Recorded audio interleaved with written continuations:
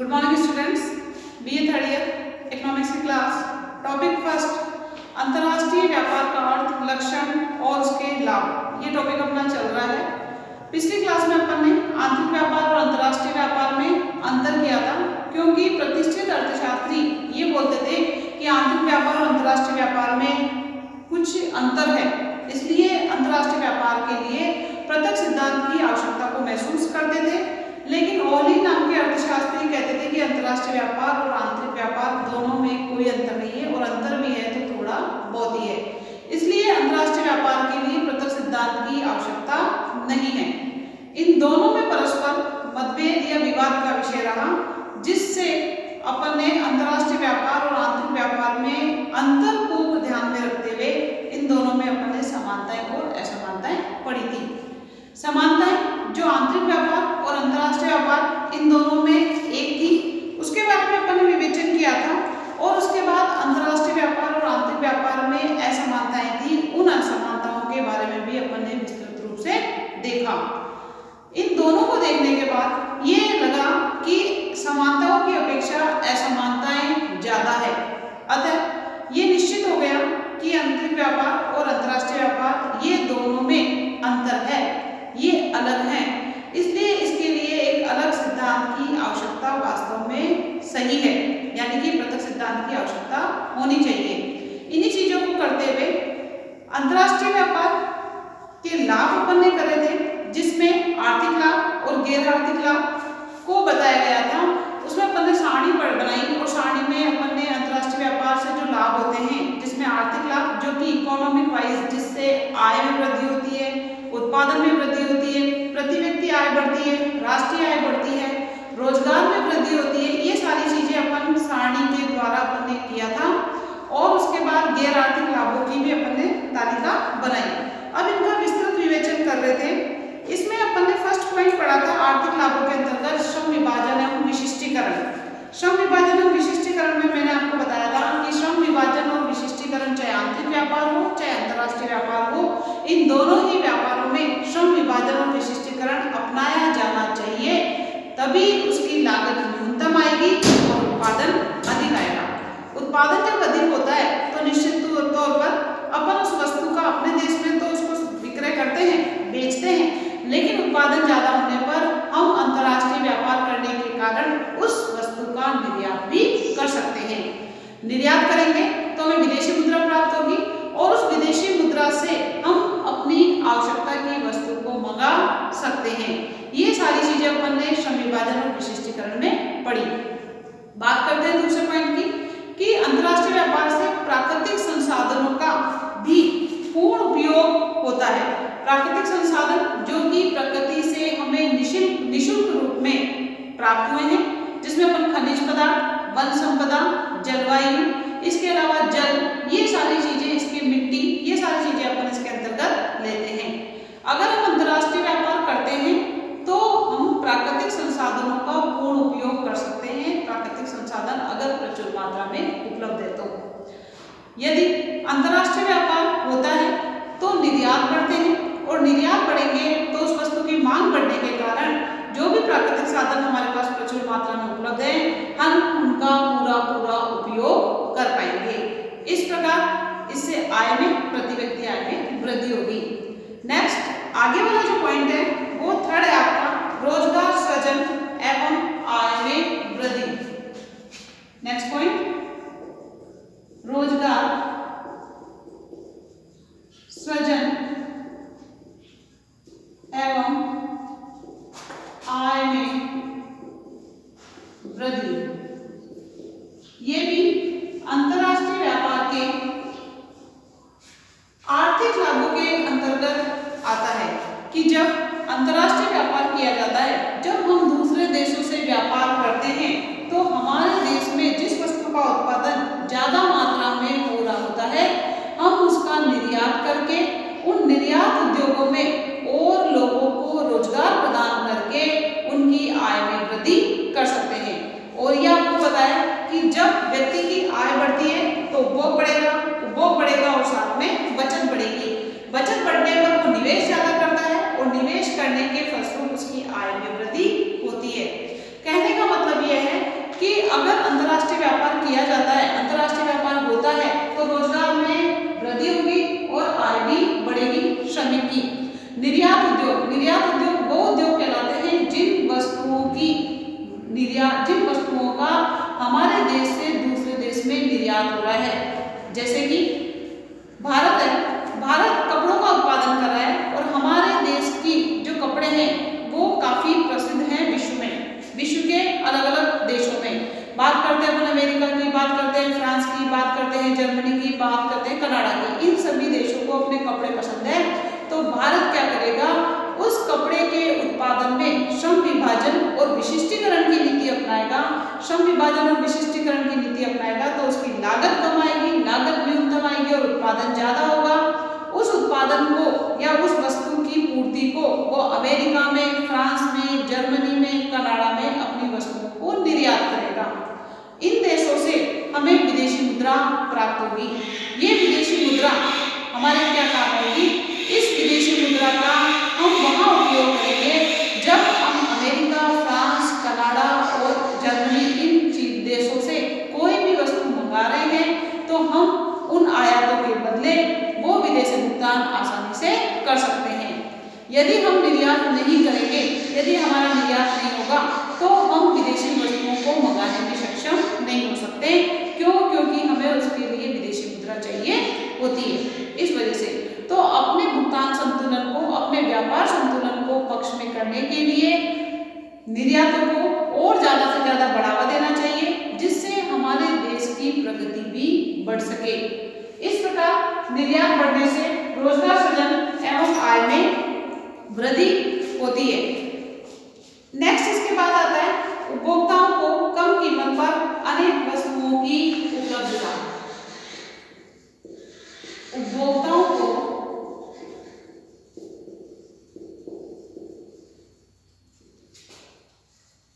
कम कीमत पर, उपभोक्ताओं को कम कीमत पर अनेक वस्तुओं की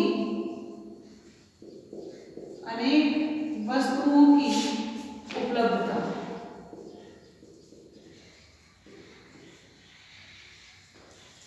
यह आपका आर्थिक लाभों के अंतर्गत है कि जो उपभोक्ता होते हैं उनको कम कीमत पर अनेक वस्तुओं की उपलब्धता होती है। अंतर्राष्ट्रीय व्यापार की बात कर रहे हैं अपन। अंतर्राष्ट्रीय व्यापार जब किया जाता है तो बहुत सारे देशों से अलग अलग प्रकार की वस्तुएं आती है। जैसे भारत है, हम भारतवासी हैं, भारत में रहते हैं और हमने जूतों का उत्पादन किया है, जूते भारत बनाता है, लेकिन हम अंतर्राष्ट्रीय व्यापार करते हैं। अब अंतर्राष्ट्रीय व्यापार करते हैं तो अमेरिका भी जूतों का उत्पादन करता है, जर्मनी भी जूतों का उत्पादन करता है, फ्रांस भी जूतों का उत्पादन करता है और अपन दूसरे देशों की बात करते हैं कनाडा की, तो ये भी जूतों का उत्पादन करता है। कहने का मतलब भारत में तो जूते बन रहे हैं, अमेरिका से भी आ रहे हैं, जर्मनी से भी आ रहे हैं, फ्रांस से भी आ रहे हैं और कनाडा से भी आ रहे हैं। तो अब आप यहाँ पर देखो, जो उपभोक्ता है उसके पास चॉइस की संभावना हो गई कि उपभोक्ता जो है भारत के जूते खरीदे, अमेरिका के जूते खरीदे, जर्मनी के जूते खरीदे, फ्रांस के जूते खरीदे या कनाडा के जूते खरीदे, क्योंकि भारत के अंदर इन सभी देशों के जूते आ रहे हैं। अब भारत जो है जूते मान लो 700 रुपए में बना रहा है, भारत जो है जूते 700 रुपए में बनाता है। अमेरिका से जो जूते आ रहे हैं वो अमेरिका से जो हैं उसकी कीमत मान लो 600 रुपए, फ्रांस से आ रहे हैं उसकी कीमत, सॉरी जर्मनी से आ रहे हैं उसकी कीमत 800 रुपए है, ये रुपए कर देती हूँ मैं, फ्रांस से आ रहे हैं 650 रुपए है और कनाडा से आ रहे हैं वो 900 रुपए में है, उसी ब्रांड के, उसी सेम कंपनी के। अब देखो उपभोक्ताओं के पास क्या होगा, उपभोक्ता के पास जो है कम कीमत पर अनेक वस्तुओं की उपलब्धता। हमें ये जूते 5 प्रकार के, 5 देशों के जूते हैं, तो उपभोक्ता कौन से जूते लेना पसंद करेगा? उपभोक्ता ये देखेगा कि जो जूते ये 700 के हैं, ये 600 के हैं, ये 800 के हैं, ये 650 के हैं, 900 के हैं, तो उपभोक्ता कम कीमत पर उसी वस्तु के समान जैसी वैरायटी लेना पसंद करेगा। इस प्रकार वो जो है अमेरिका के, फ्रांस के या भारत के इनमें से कोई सा भी ले सकता है, उसकी पसंद पर डिपेंड करता है। इस प्रकार अंतर्राष्ट्रीय व्यापार जब होता है तो अनेक देशों की वस्तुएं हमारे देश में आती है, हमारी वस्तुएं अनेक देशों के अंदर जाती है, जिससे उपभोक्ता के सामने ये संभावना हो जाती है कि वो कौन सी वस्तु को सेलेक्ट करे। और उपभोक्ता की संतुष्टि जो होती है, उपभोक्ता की संतुष्टि किसमें होती है? उपभोक्ता की संतुष्टि होती है कम कीमत देकर अधिकतम संतोष प्राप्त करना। कम कीमत देकर अधिकतम संतुष्टि या संतोष जो भी है वो प्राप्त करना, ये उपभोक्ता का उद्देश्य होता है। इस प्रकार अंतर्राष्ट्रीय व्यापार से उपभोक्ताओं को कम कीमत पर अनेक वस्तुओं की उपलब्धता हो जाती है। बात करते हैं अपन कि अगर अंतर्राष्ट्रीय व्यापार नहीं होता है, हम अपनी अर्थव्यवस्था को बंद अर्थव्यवस्था रखते हैं। बंद अर्थव्यवस्था वह अर्थव्यवस्था होती है जिसमें हम विदेशों से व्यापार नहीं करते हैं, हम हमारी वस्तुएं जो है बनाते हैं और हमारी वस्तुएं बेचते हैं। कहने का मतलब हमारा विदेशों से कोई लेन देन नहीं होता है। अब भारत जिस भी वस्तु का उत्पादन कर रहा है, मैं कोई जूतों का उदाहरण लेते हैं कि भारत जूतों का उत्पादन कर रहा है और हम किसी भी देश से जो है व्यापार नहीं करते, तो भारत अगर 1000 रुपए के जूते बना रहा है और उसकी क्वालिटी भी कैसी है, उसकी क्वालिटी भी ठीक है, क्वालिटी कैसी है, ठीक है, तो भारत के जो लोग हैं उनको यही जूते लेने पड़ेंगे, 1000 रुपए देने पड़ेंगे और क्वालिटी भी जो ठीक है या ज्यादा अच्छी नहीं है वो लेनी पड़ेगी, क्योंकि यहाँ पर उनके पास कोई ऑप्शंस नहीं है। इस प्रकार अंतर्राष्ट्रीय व्यापार से उपभोक्ता को कम कीमत पर अनेक वस्तुओं की उपलब्धता हो जाती है। उसके सामने चुनाव की समस्या हो जाती है कि वो कौन सी वस्तु या कौन सा आइटम ले। नेक्स्ट आता है आपका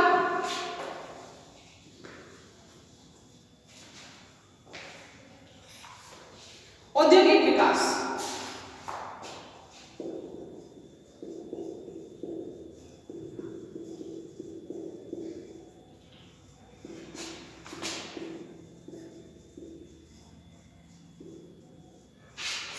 हमारा देश कृषि प्रधान देश है, हम खेती से जुड़े हुए हैं। अधिकतर जनसंख्या गांव में रहती है और खेती करती है। इंग्लैंड ने हमारे देश पर इतने सालों तक राज्य करके, शासन करके हमको एक पिछड़ा हुआ देश बना दिया। कहने का मतलब हमें कच्चे माल के निर्यातक के रूप में और निर्मित माल के आयातक के रूप में बनाकर रख दिया। लेकिन आज जो हमारा औद्योगिक विकास हुआ है, हम भी दूसरे देशों की जैसे विकास करने लगे हैं, उसमें अंतर्राष्ट्रीय व्यापार का बहुत ही बड़ा योगदान माना जाता है। क्यों? क्योंकि जब हम वस्तुएं और सेवाएं एक देश से दूसरे देश में निर्यात और आयात करते हैं, तो जिन आइटम्स की या जिन वस्तुओं की हमारे यहाँ पर कमी है, हम उन वस्तुओं को विदेशों से मंगा सकते हैं। जैसे हमारे पास कच्चा माल पर्याप्त मात्रा में है, जल पर्याप्त मात्रा में है, इसके अलावा लोग, श्रमिक जो है वो भी पर्याप्त मात्रा में है, लेकिन हमारे यहाँ पर पूंजी की कमी है और साथ में नई नई टेक्नोलॉजी की कमी है। तो उन चीजों को हम विदेशों से आयात करके और हम अपने उद्योगों का विकास कर सकते हैं। कहने का मतलब यह है कि हम एक कच्चे माल के निर्यातक के रूप में ना रहकर हम निर्मित माल के निर्यातक के रूप में भी बन सकते हैं, और बन क्या सकते हैं, हम तो बने हैं। इस प्रकार उद्योगों का विकास जो है अंतर्राष्ट्रीय व्यापार के कारण किया जा सकता है। हमें जिन वस्तुओं की आवश्यकता है, हम उन वस्तुओं को विदेशों से ले सकते हैं, आयात कर सकते हैं और यहाँ लाकर उन चीजों का यूज करके हमारे उद्योगों का भी विकास किया जा सकता है। तो विदेशी टेक्नोलॉजी का, नवीनतम टेक्नोलॉजी का हमारे इस औद्योगिक विकास में बहुत ही बड़ा योगदान माना जाता है। इस प्रकार हमारे यहाँ पर औद्योगिक विकास भी हुआ है। नेक्स्ट बात करते हैं अपन बाजार का विस्तार।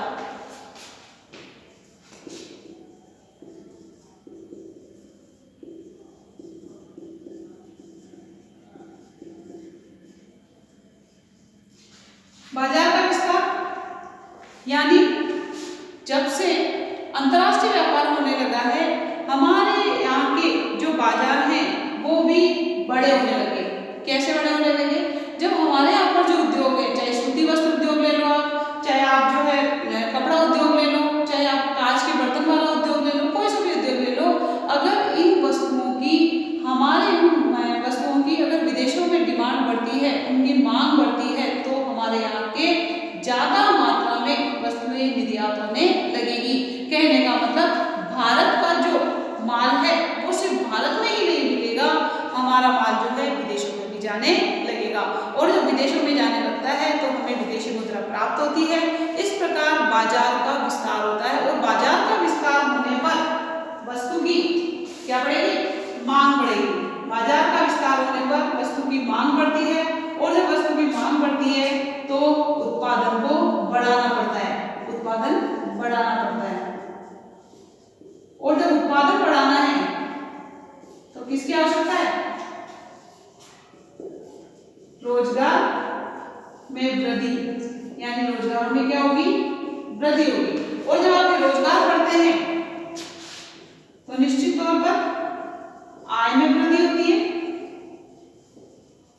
और जब आय बढ़ेगी तो उपभोग बढ़ेगा, और उपभोग बढ़ता है तो क्या बढ़ेगी? बचत भी बढ़ेगी। बचत बढ़ेगी, और बचत के बढ़ने पर बचत बढ़ेगी, और बचत के बढ़ने पर निश्चित तौर पर निवेश भी बढ़ता है। निवेश बढ़ता है, और निवेश बढ़ेगा तो वही आपकी आय बढ़ेगी। इस प्रकार एक चीज के बढ़ने से, आप देखो, एक चीज के बढ़ने से ये सारी चीजें ऑटोमेटिकली बढ़ती है, क्योंकि ये सब एक दूसरे से रिलेटेड है, एक दूसरे पर डिपेंड है। इस प्रकार बाजार का जब विस्तार हमारे क्षेत्रीय स्तर और अंतर्राष्ट्रीय स्तर पर होता है तो देश का भी विकास होता है, राष्ट्रीय आय बढ़ती है और प्रति व्यक्ति आय बढ़ती है।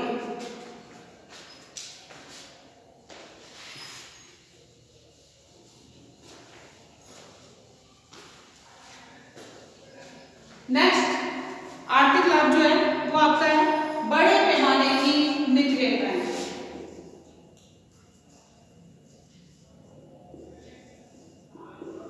बड़े पैमाने की मित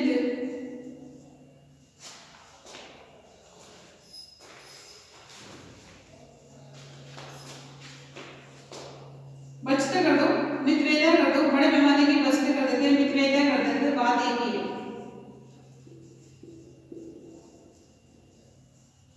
बड़े पैमाने की मितव्ययता है।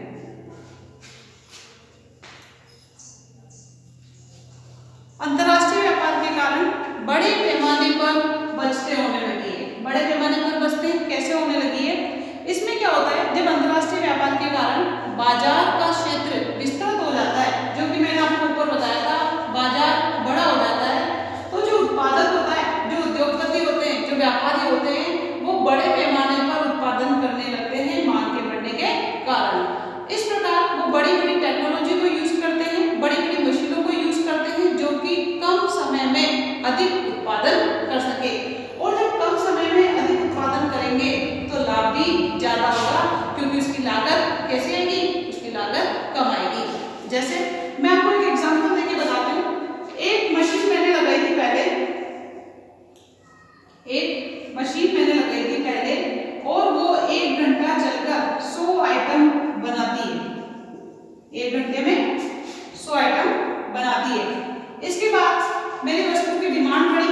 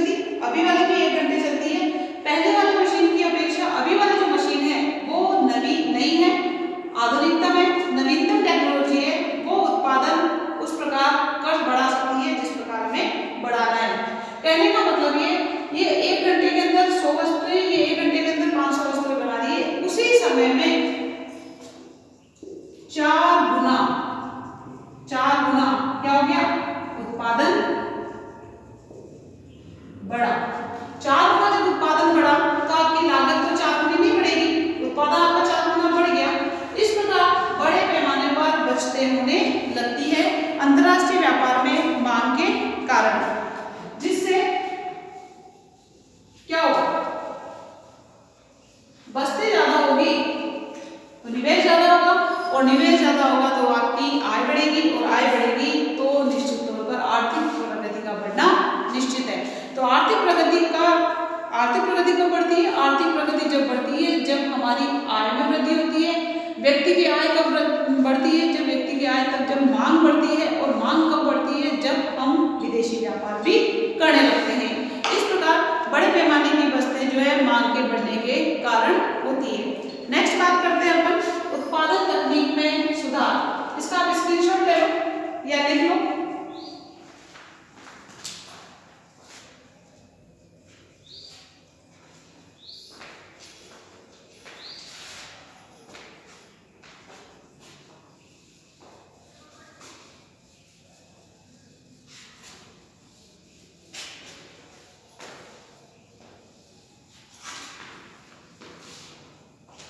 नेक्स्ट पॉइंट डालिए उत्पादन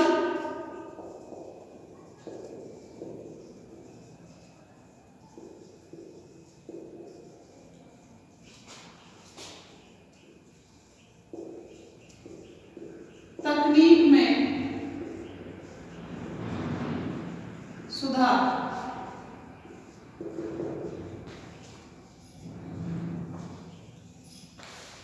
टेक्नोलॉजी की अगर अपन बात करते हैं तो अंतर्राष्ट्रीय व्यापार बाजार में या अंतर्राष्ट्रीय बाजार में प्रत्येक राष्ट्र को अपने वस्तु की उत्पादन को और उसकी गुणवत्ता को, क्योंकि क्वालिटी को खराब नहीं किया जा सकता, तो उसकी गुणवत्ता को बनाए रखने के लिए और लागत में कमी करने के लिए अपने उत्पादन की टेक्नोलॉजी में सुधार करना पड़ेगा। यदि वो सुधार नहीं करता है तो दूसरे देश अगर सुधार कर रहा है, वो दूसरा देश अच्छी टेक्नोलॉजी को यूज में ले रहा है और उसकी लागत कम आ रही है और उसकी क्वालिटी ज्यादा अच्छी है, तो आपकी वस्तु अपने देश में ही नहीं बिकेगी तो दूसरे देश में तो बिकने का सवाल ही नहीं उठता है। जैसे मैंने आपको अभी जूतों वाला उदाहरण दिया था कि भारत में जो जूते बनाए जा रहे हैं वो 700 रुपए के हैं, जबकि फ्रांस में या जर्मनी से जो जूते आ रहे हैं वो 600 650 से हैं, 650 के हैं, जबकि अमेरिका के 900 के थे, एक के अपन ने 800 रुपए के बताए थे। तो उपभोक्ता कौन सी वस्तु को लेगा? जिसकी क्वालिटी भी अच्छी होगी और जिसकी कीमत भी कम होगी। क्वालिटी कब अच्छी होती है? जब आधुनिक तकनीक यानी उत्पादन टेक्नोलॉजी यानी उत्पादन की तकनीक में अपन सुधार करते हैं, उसको अपग्रेड करते हैं, तभी यह हो सकता है। और इस विश्व बाजार में अपने को बनाए रखने के लिए, अपने देश का वर्चस्व बनाए रखने के लिए या अपने देश की वस्तु का वर्चस्व बनाए रखने के लिए निरंतर प्रयोग करने होंगे, और निरंतर जब प्रयोग होंगे तभी उत्पादन तकनीक में सुधार किया जा सकता है। यदि आप उत्पादन तकनीक में सुधार नहीं करते हो, अंतर्राष्ट्रीय व्यापार यानी दूसरे देशों की अपेक्षा आप तकनीक में सुधार नहीं करते हो, तो आपकी वस्तु बिना बिके रह जाएगी और धीरे धीरे धीरे धीरे उस बाजार से आपका नाम खत्म हो जाएगा। इस प्रकार उत्पादन तकनीक में सुधार करना बहुत ही जरूरी है। नई नई खोजें, नए नए आविष्कार, नए नए अनुसंधान के द्वारा। नेक्स्ट आता है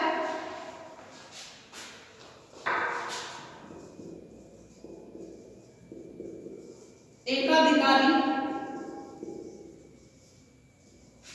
प्रवृत्तियों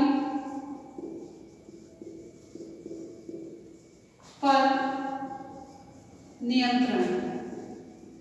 एकाधिकारी प्रवृत्तियों पर नियंत्रण, ये अपना कंटिन्यू चल रहा है अंतर्राष्ट्रीय व्यापार के आर्थिक लाभों के अंतर्गत। व्यापार का मुख्य उद्देश्य क्या होता है? व्यापार का मुख्य उद्देश्य होता है लाभ कमाना, होता है ना। एक उत्पादक का उद्देश्य क्या होता है? लाभ कमाना। एक व्यापारी का उद्देश्य क्या होता है? लाभ कमाना। उसका लाभ कब ज्यादा होगा? उसका लाभ कब ज्यादा होगा? मैं आपसे पूछती हूँ तो आप कहोगे मैडम कीमत को बढ़ाकर। ठीक है, मान लेते हैं आपकी बात, कीमत को बढ़ाकर। यदि कोई व्यक्ति या उत्पादक उस वस्तु की कीमत को बढ़ा देता है तो उसकी मांग बढ़ने की जगह क्या हो जाएगी? कम हो जाएगी। मांग कम हो जाएगी कीमतों में वृद्धि के फलस्वरूप।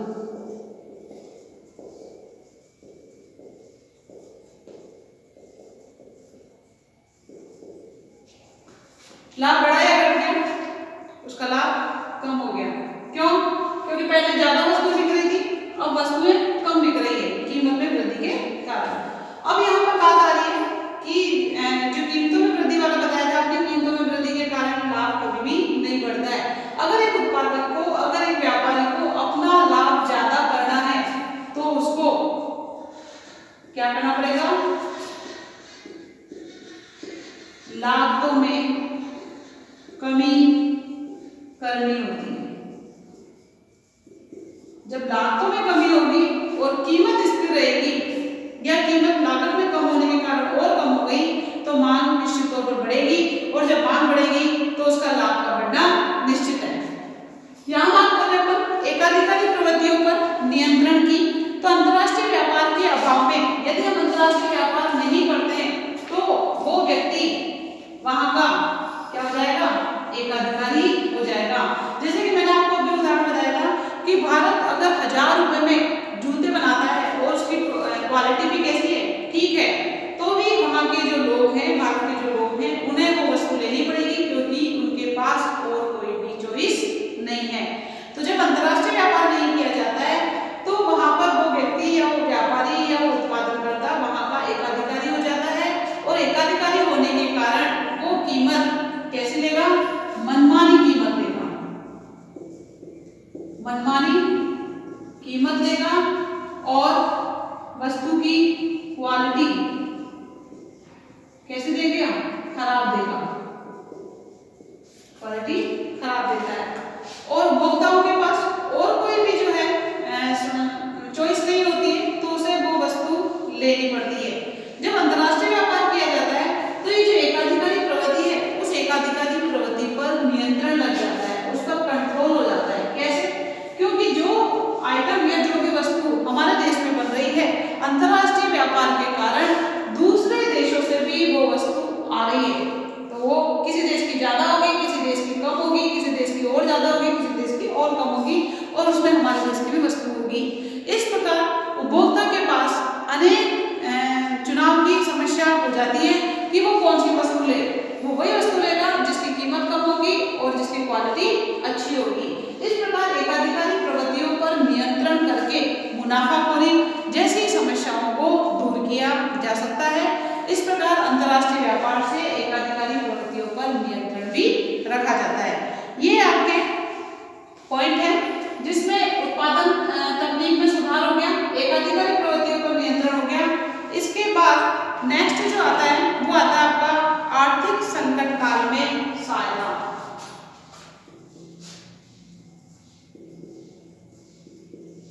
आर्थिक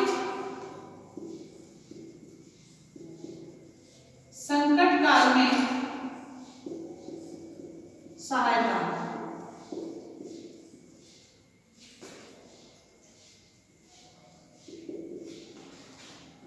क्या संकट सिर्फ व्यक्तियों पे पड़ता है? नहीं, संकट जो है किसी भी देश पे पड़ सकता है, उस पर बहुत सारी समस्याएं आ सकती है, चाहे वो प्राकृतिक हो चाहे वो कृत्रिम हो। जब अंतर्राष्ट्रीय व्यापार किया जाता है, जब हम दूसरे देशों के संपर्क में आते हैं, व्यापारिक गतिविधियों के द्वारा वस्तुओं और सेवाओं का लेन देन होता है, तो हमारे सामने जब कोई भी और समस्या आ जाती है, कृत्रिम रूप की बात करते हैं, प्राकृतिक रूप की बात करते हैं, तो उस समय अंतर्राष्ट्रीय सहयोग भी प्राप्त हो जाता है। जैसे कई बार व्यापार में तेजी और मंदी की स्थिति आती है। जब व्यापार में तेजी की स्थिति आती है उसको क्या बोला जाता है? पहले भी बताया था मैंने आपको, व्यापार में तेजी की स्थिति को मुद्रास्फीति बोला जाता है। कहने का मतलब महंगाई, कीमतों का लगातार बढ़ना। जब हमारे देश में किसी वस्तु की कीमत बढ़ रही है तो हम दूसरे देश से उस वस्तु को मंगाकर उसका आयात करके कीमतों को कैसा कर सकते हैं? स्थिर कर सकते हैं। और कीमतें जब स्थिर रहती है तो अर्थव्यवस्था भी स्थिर अवस्था में रहती है। अगर बात करते हैं हमारे यहाँ पर कोई भी वस्तु है उसका उत्पादन ज्यादा मात्रा में हो गया, बहुत ज्यादा मात्रा में उत्पादन हो गया है, अब ज्यादा मात्रा में पूर्ति बढ़ जाती है तो कीमत कैसे हो जाती है? कम हो जाती है। कीमत कम और कीमतों का लगातार गिरना अब स्फीति कहलाता है।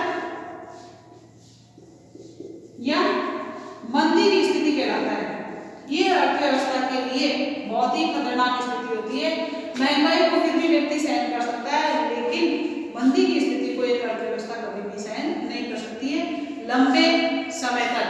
अब हमारे यहाँ पर उत्पादन ज्यादा हो गया, पूर्ति ज्यादा हो गई, तो क्या होगा, वस्तु की कीमत कम होगी, और वस्तु की कीमतों को लगातार गिरने से रोकने के लिए हम क्या करेंगे, उस वस्तु का निर्यात कर देंगे, उस वस्तु का निर्यात करेंगे, जिन देशों को इस वस्तु की आवश्यकता है वहां बेचेंगे। इस प्रकार हमारे यहाँ पर पूर्ति स्थिर हो जाएगी, या पूर्ति का बढ़ना या पूर्ति जो बढ़ रही थी वो धीरे धीरे लेवल पे आ जाएगी, मांग के अनुसार हो जाएगी, और देश में वापस कीमतें कैसी हो जाएगी, स्थिर हो जाएगी।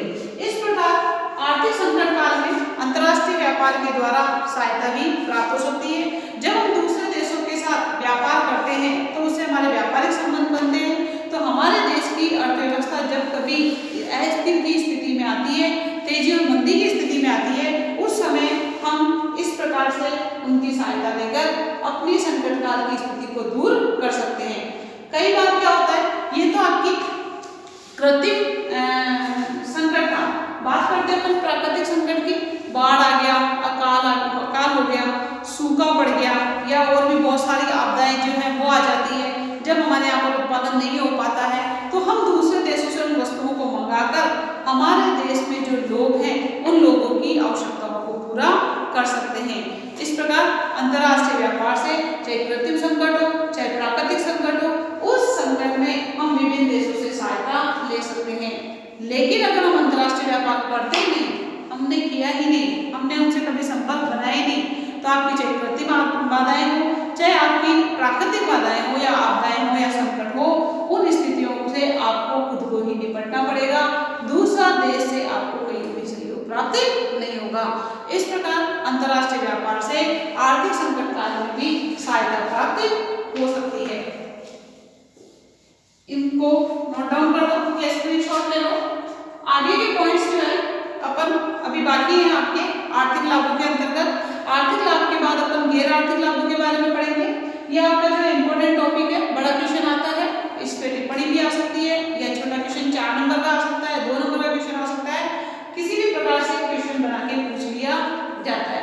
आगे के पॉइंट्स अपन नेक्स्ट क्लास में करेंगे। Thank you.